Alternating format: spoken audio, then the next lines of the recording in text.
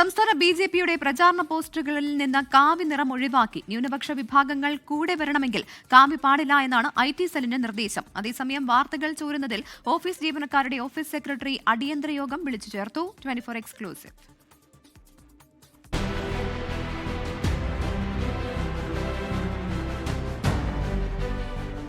മുൻകാലങ്ങളിൽ ബിജെപിയുടെ ഔദ്യോഗിക സോഷ്യൽ മീഡിയ ഹാൻഡിലുകളിൽ വന്നിരുന്ന പോസ്റ്ററുകളിൽ കാവി നിറമുണ്ടായിരുന്നു.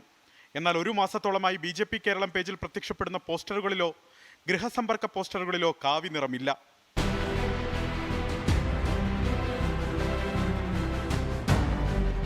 നേരത്തെ ഫേസ്ബുക്ക് പോസ്റ്ററിൽ ഭാരതാംബ ചിത്രത്തിൽ നിന്ന് കാവിക്കൊടി മാറ്റി ത്രിവർണ പതാക നൽകിയിരുന്നു. ന്യൂനപക്ഷ വിഭാഗങ്ങൾ കൂടെ വരണമെങ്കിൽ കാവി പാടില്ലെന്നാണ് IT സെല്ലിന് നിർദ്ദേശം. അടിസ്ഥാന നിറമായ കാവ്യ ഒഴിവാക്കുന്നതിൽ അണികളിൽ കടുത്ത വിയോജിപ്പുണ്ട്.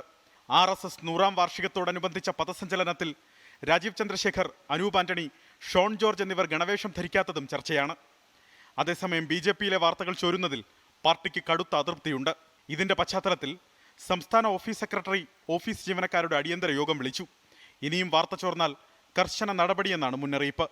അലക്സ് റാം മുഹമ്മദ്, 24, തിരുവനന്തപുരം.